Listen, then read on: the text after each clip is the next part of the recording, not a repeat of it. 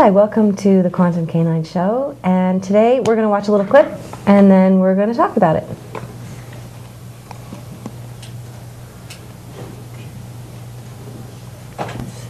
Today on Quantum Canine, we're going on a field trip. We're going to meet Joe and his new dog, Chance, that he's had for 4 months. Chance has some fear issues, and hopefully Kevin will be able to help him out. Before we find out everything about Chance, let's review how dogs work. First, a dog is attracted to its owner. If the dog is able to express itself, run to its owner, get gratification, the dog feels good.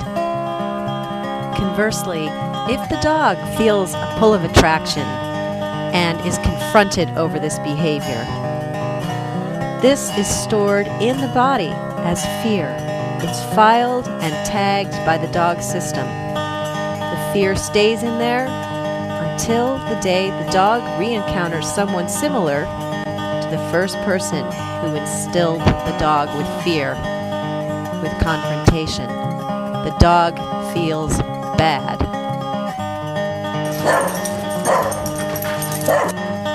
Fear is simply the collapse of an attraction that the dog learned through confrontation by its owner. By working with Chance, Kevin will show us how to turn fear into joy through hunger.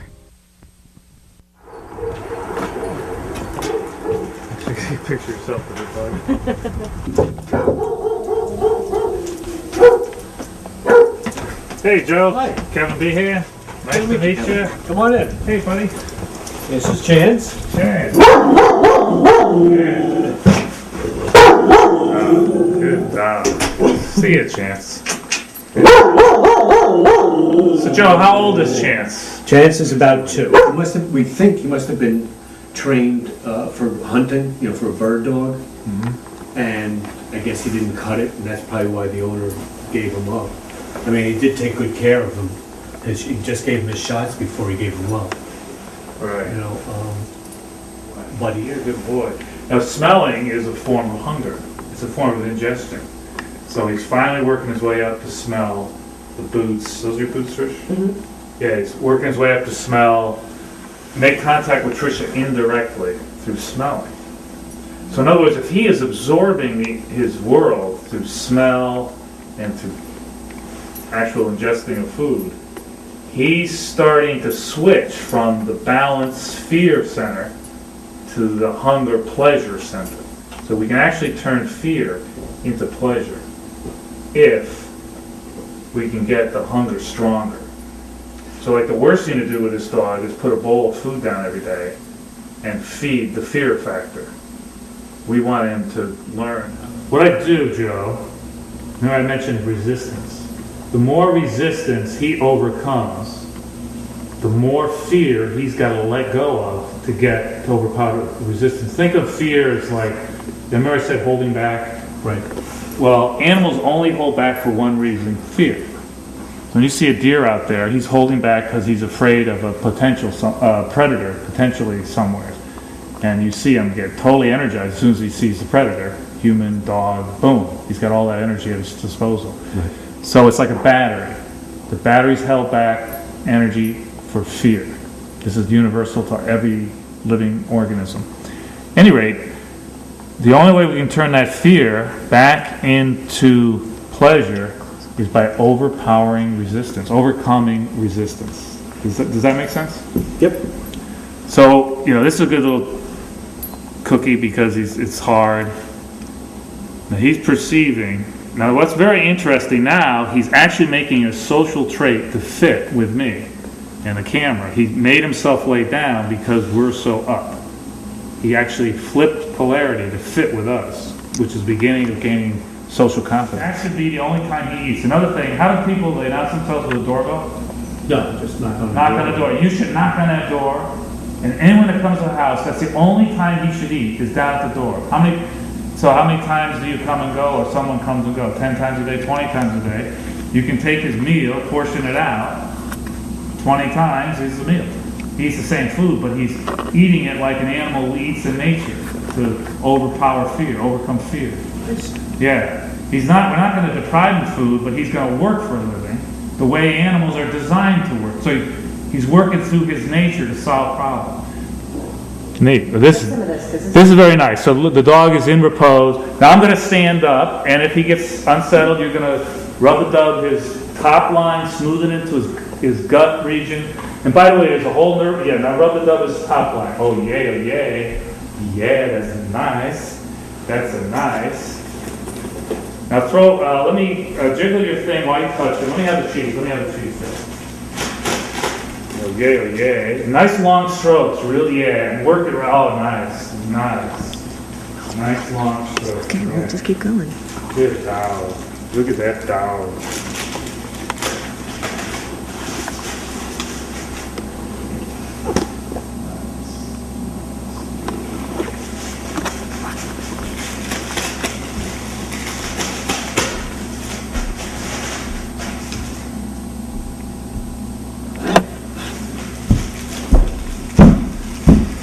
So the question is, how much energy can this behavior handle?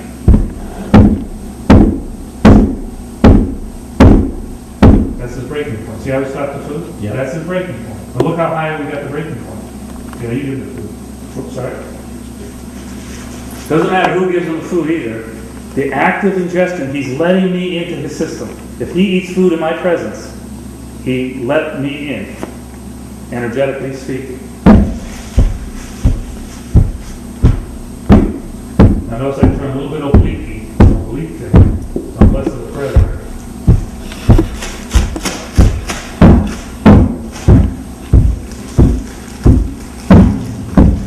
Yeah, good. And he growls, you say good. Yeah, good. Now just a little bit. Let him see the food, Joe. Let him lick the food with your left hand. Push him away from the food a little bit.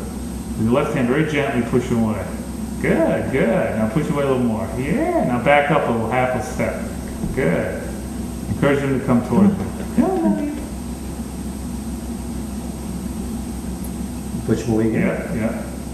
Good. Let him get little nibbles as success. So he's good. Now, if you don't mind, just kneel down on one, like a genuflect, and see if he'll get up on your leg. Come on. I've been trained too well not to. Yeah. Now, but see how these training things have the law of unintended consequences? Yeah. So that you solve one problem by making it worse. You know, when we come home, He'll jump up on it. he'll jump up. And what do you do? Tell him no? Yeah. Yeah. See, I want to encourage that for now. Okay. Well, that's easy enough to do. Good. Does he bark at the front door when you come in? No. He doesn't bark at all when you pull in? Very good. Okay. Good. Now go away from him. Just stand up and move away. Good. Now rustle the thing real excited. Say, come on, buddy, come on. Now see if you jump up on him when he's a little up. Yeah, almost. Come on, buddy. Come on, James. Come on. Don't go toward him, though. Okay. Yeah, exactly. And kind of let him lick a little bit. And yeah, get out of here.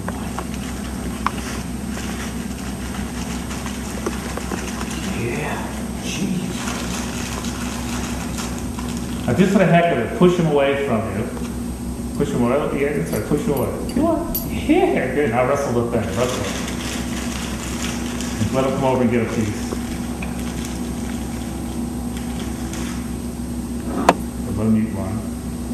And rustle the bag. Get another one loaded up in your hand, ready to go. And when he comes over this time, push him away again. Push him always with the opposite hand? Yeah, good. That's right. Now let him come in and get it. And open your hand wide so you can get it. There you go. Good. Good. Now this time, Joe, push him away harder as you walk away from him as he's smelling the food, like 5 things. Let him smell it and push away harder. Now that's right. Good. Now you walk away. Yeah, good. Now you see how you turn that fierce trigger into follow trigger? Right. You see what I'm saying? He's looking at you positively now, even though you just so-called did something that could be on the continuum of violence. Right. You got aggressive, and yet he liked it. So he's so afraid that something's going to act aggressive toward him. So we got to trigger his worst fears. Yeah, good, because he's getting more energy now. Just rustle the bag up. Now you're going to, good. Now push him away and walk away from him. Yeah, good. Let him lick it, push him away and walk away from him. Good. Now let him have it.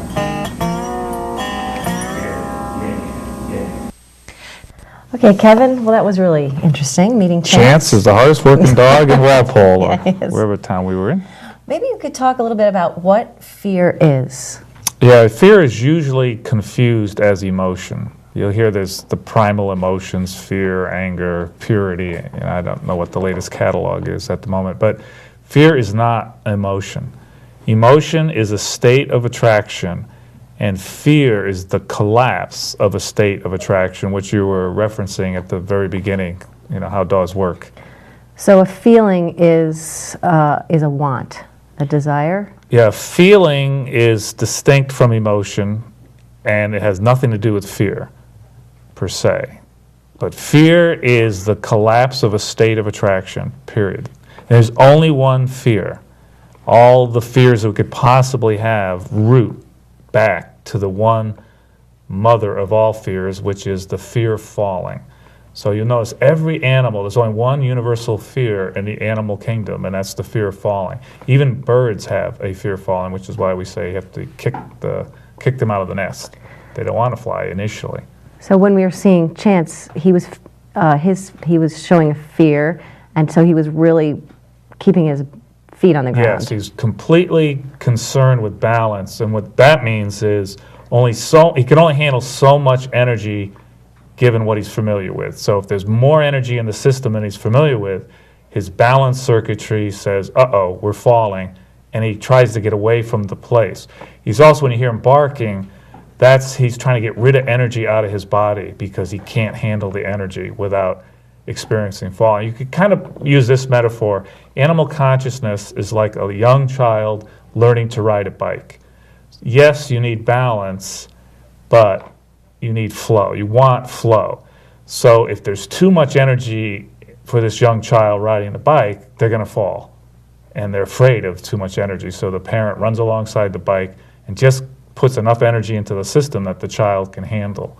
So our job in training a dog is to increase how much energy they can handle, because once you get past a certain point, the flow of the bike makes it really easy to balance. Look, Mom, no hands. It's the faster the bike goes, the easier it is to balance it. And pretty soon you're not even balancing it. Flow takes care of it. So the problem for Chance was he can only handle so much energy before it collapses, and that triggers fear. That is fear. But even more than that, it triggers the memories, as you were talking about earlier with the other dog, the collapse, and the owner who confronted him and caused the collapse. The dog then projects that onto every human he ever sees. For example, the first humanoid a puppy ever knows is, of course, the owner. And then he grows up and he meets a lot of humans. So in our mind, we say, well, he's learning, here's an owner, here's somebody in the family, here's people outside the family, strangers and so on. But that's not really true. He takes the template of humanoid, which was imprinted by virtue of his experiences with his owner, and then he transposes that into every humanoid that he later comes across for the rest of his life. So you can see this with dogs raised with cats. They learn, catsoid, friend, lovey-dovey, and they then transpose that to all catsoids that they meet from the rest of their life. Or they see a deer, deerzoid chase, and they transpose that onto every deer for the rest of their life. So it's really important, the imprint we give our puppy, because he will then transpose it onto every humanoid he encounters for the rest of his life.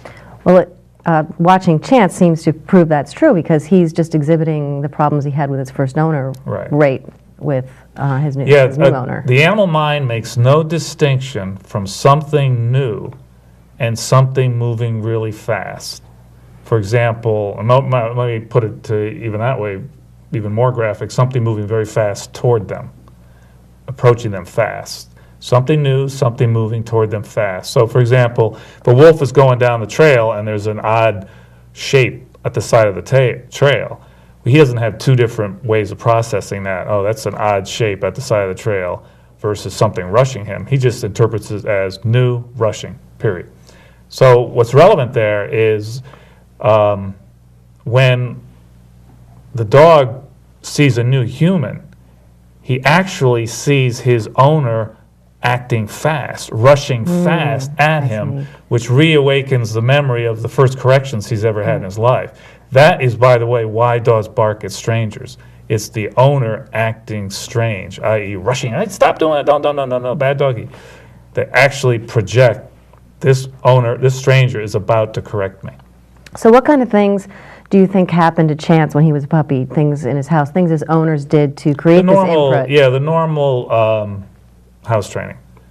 And I'm not sure if Joe, correct me or remind me, did he use electric collar? Did somebody use electric collar? I don't think anybody knows that. We don't know. Yeah. And if he was used in bird work, that's electric collar's big now and that. But it doesn't really matter. The normal house training stuff, bad dog training. And he has a very delicate temperament, which would make him a good bird dog. So it's easy to collapse them. The bird dogs are imploders, by and large. Your guard dogs are exploders, by and large. So when you have a guard dog transposes owner acting strange to a stranger, he'll get explosive. But you can see Chance was an imploder, and he was barking, but it had that woof, woof, woof to it, alarm, I'm collapsing. And he was downloading energy. Just get energy out of a system, I can't handle it. And when that doesn't work, he will avoid, he'll run away, he'll leave. Right, it almost looks like he has been beaten, and a lot of people say, oh, I got this puppy or I got a dog, and somebody must have been beating it. But you're saying that it's just regular confrontation that creates that. It's just normal animal abuse that all the training books say you should do to puppies. So could you describe how you raise a puppy and how it's different, how you avoid creating problems like Chance has? Well, I don't teach my puppies manners or house training. I let them train themselves when they're emotionally ready for it, which, by the way, is exactly how we raise children. A child physically can drive a car at 10, 12, 13 years old. Matter of fact, out west, you can get special farm licenses so that the kids can do chores and go off on the farm roads and drive the pickup truck from one end of the farm to the other. So they physically can do it. But emotionally, they can't handle the responsibility of taking their friends to movies and resisting peer pressure. So we don't let them drive till they're 16 or 18. So at any rate, this should be the same model for the puppy. If I had a little puppy and put it in a house, and he would normally see everything as prey, and he'd rip this and rip that, and then if I were to correct him and yell at him or scold him, I would be putting fear into his system.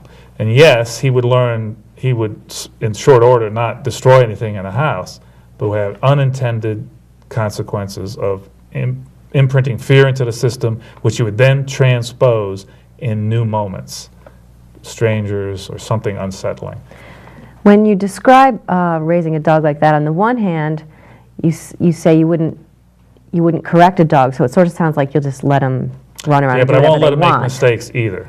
Okay, he never makes a mistake, so that means he's either in a crate or he's tired out of the crate. So all he wants to do is sleep in the kitchen, and I'll gate off the room. It's typical. You puppy-proof the house. There's nothing there attracted to him. I'll give him a marrow bone. It'll occupy him for 20, 30 minutes. Then he gets excited. I take him outside. Then I put him back in the crate. I use the crate to protect the puppy from the owner losing their temper. That's why I use the crate. If the dog has spent a little too much time in the crate, I don't care, because he's protected from the wrath of a human. Now, part of my experience was I used to import dogs for protection work, shepherds from Germany, police dogs, and it was amazing. These were dogs that were raised in backyards, and I bought them when they're 2 or 3 years of age. They had no training. They were just in this club activity, which was motivational. They went once a week to a training club, and they were tracking or they were doing bite work. It's all motivational, no obedience whatsoever. And then I would buy these dogs, I'd bring them to America, they'd spend some time in my kennel training them in the obedience thing, and they'd go into a family. And I always got back, this is the best family dog I ever had. He's so clean, he stays in the yard, he's perfect in the house, never chews up anything, is mannerly, et cetera, et cetera. So I was struck by that he never learned to tear a house apart. He never learned to do any of that bad stuff. Just like I never taught my kids not to rob banks, not to hit people over the head and steal their money if you were short on money. Somehow they got that, when I only put them in situations. The other metaphor I like to use in that regard is you don't put a young child in a candy store and then discipline them about the food pyramid. Right. You're going to have to beat them up. There's only one reason why a child wouldn't eat candy in a candy store. He's afraid. Right. Right. And that's going to haunt him for the rest of his life. Well, I think the one thing that it sounds to me like that we come up against with this is people have the notion that a dog actually has to get used to things. So they need to get used to children. They should be exposed to children. They need to get used to other dogs. They need to get used to the house. But you're saying that's not what's happening. Right. That's actually not true. That when he's 2 or 3 years of age and his temperament has been carefully nurtured during that time, it's easier for him to learn how a house works at that age than the other way. But, he certainly can go a lot faster. So my dogs, I never considered them really house trained till they were a year old. I just didn't put them in positions where they could make mistakes. And little by little I could see, they're really doing great now. So, okay, they can be out of the crate all night. And at first I would tie them to to a doorknob for a couple hours. And they were calm, they laid down, they didn't chew their leash, they didn't do anything. Great. Then I would not tie them to the doorknob. And then I could see they were still calm, then I'd gate the room off, I'd leave them overnight. Okay, they're great in the kitchen overnight. In a few weeks, they'd be having the run of the house. And they never learned one fear toward me, toward the owner. Because that is your number one goal, not to instill that fear of you. Exactly, because you cannot control fear. It's uncontrollable. And you can see that when you see the clips of you with your dog Hessian. He runs to you and barrels into you like a bullet out of a gun. Right. And then you look at Chance, and he's having a really hard time connecting with Joe. He's holding back. Right. And you're saying all of that comes from not being beaten, but just being put in situations where he was scolded. getting corrected for things. Exactly. Yeah, it's normal house training. And we don't do that with children. When we have little children, we make sure they can't open all the things to get out the chemicals and drink Clorox or whatever it is. In the outlets. Right, we protect them. We could scold them. We could yell at them for going near the electrical outlet, but we don't. We put the little plastic things in there. And like you say, we baby-proof. We put the locks on all the doors and cabinets. And we honor that the baby's normal curiosity is going to pull it in over its head. Going to expose it to stuff. Then when we leave the child alone in the room, we put them in the playpen. Right. And we go out of the room, but we check in, we get the monitor. So that's really what we should do with puppies. We should let them grow into the house. It's actually not normal for an animal to live indoors. It's not a normal thing. They can easily learn to do it, but we shouldn't say, it's normal. How do you think that these ideas have changed? Because I remember growing up, the dogs just kind of had the run in the neighborhood, and people didn't put as much into their indoor manners and what's going on. What do you mean? What's going on? Why do people have these different ideas about how you raise children and how you raise dogs? Why do they think they can just put them in the house and they'll know how to act, and when they don't, they should be corrected? Well, we read tremendous moral weight into everything about the dog, more even than children often. So it brings up a lot of issues. So the dog should do it. What we do is we get a mental image. This is what the dog should be doing. Why isn't he doing that? And then we judge against the dog, and then we read, he's stupid, or he's willful, or he's this, or he's that. We concoct a story to account for that. And none of that is relevant. And I had someone ask me how to get their puppy from jumping up off the counter. And I said, well, don't have them in the house. And they find that really, really hard to swallow. Why is that? Well, I'm not saying they can't be in the house, but if I were the first time my puppies were loose in the house, I taught them to stay on the box, as you know. And so I was giving them something to do in lieu of what I didn't want them to do. It would never occur to them to check the countertops. So basically, when dogs go up on the countertops, they're exposed to something that they're not ready yet to handle. So you could stand in the kitchen with the dog on a leash if you want to, and he could snook over there, and you don't quite let him get over it up there, and he just gets tired of that activity. And then, if you paid total attention and were completely passive, you could do that. But if you don't have the time to do that, he shouldn't be in that situation. See, so people aren't honoring the natural development of the dog. But I think your larger question is, why do we react to dogs the way we do? Yeah. And that's because dogs, so we're talking about fear, and I mentioned the battery, Yes. right? So the battery is full of fear tags, because the only reason we don't express energy is because we're afraid, so we hold back. That's why I was mentioning the animals in the forest aren't running around at full speed, they're holding back. They need to store energy in case something dangerous happens. So when our dog is doing stuff, it triggers the deepest fears in our battery. Dogs, more than any other animal, trigger what's stored in us. So up comes all our judgments that we hold back energy.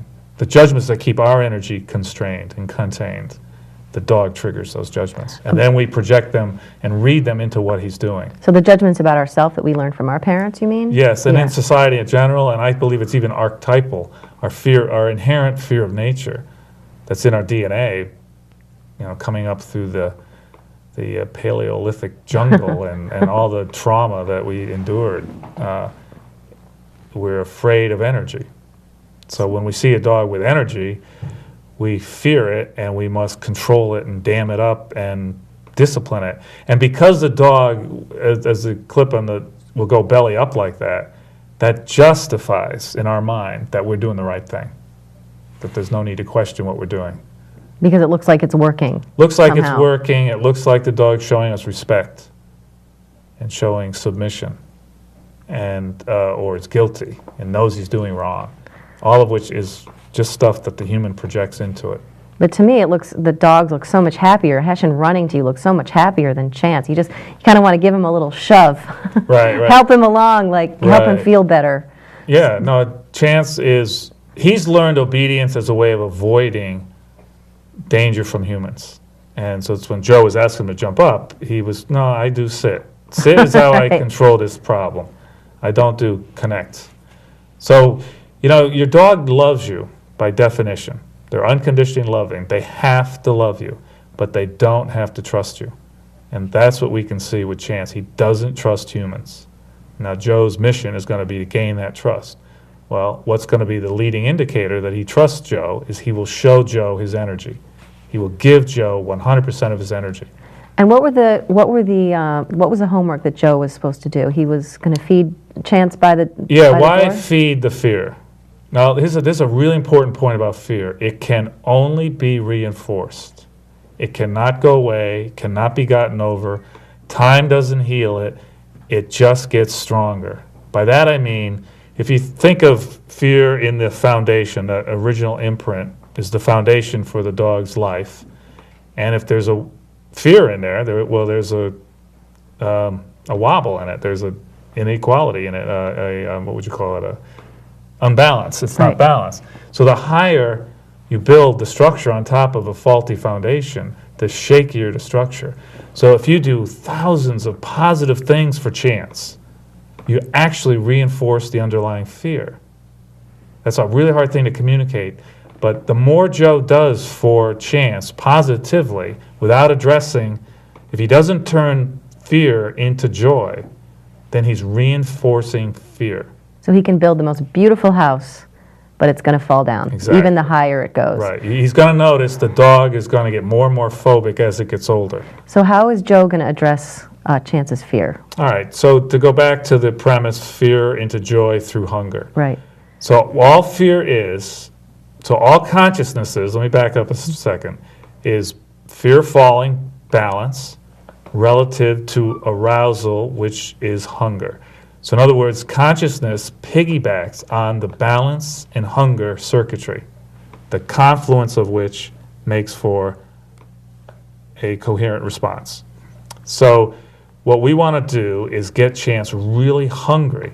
So when something disturbs the existing balance, he's aroused rather than fearful. I see. So we can, so in one way you can turn fear back into the originating desire. Fear is the collapse of a desire. Right. So only one way you can turn fear back into desire, and that's through the hunger circuitry.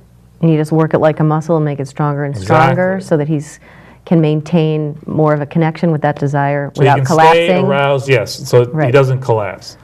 And then it will start to repeat itself and build more momentum and without a collapse. Well, we'll have to have Joe back and see how he does with Chance. I know he's been doing the exercises Okay, that you good. asked him to, so he's been Yeah, feeding. so that's why I said not to feed him every time there's a knock on the door. That's a big trigger for Chance. Right. Bang, bang, bang on the door. If the dog's hunger circuitry could stay online, then he is actually metabolizing it. He's actually ingesting and digesting that stimulation. So if he's hungry and Joe is there and Joe's giving him food and the knock is going on, Right. then he's digesting the knock and Right. he's integrating it into his Right. system and it's not making him collapse anymore. He's Exactly. not running away and Right. barking and He's processing the energy. Energy is good. Someone knocking out the door is good. We're changing his fundamental impression of someone knocking on the door, abject trigger of balance without any hunger, into mostly hunger and just a little bit of balance, and that's coherent. That's social energy. So maybe next time we'll have Joe come back and he can tell us how it's all going with Chance. Great. And that's all for right now. Thank you for watching.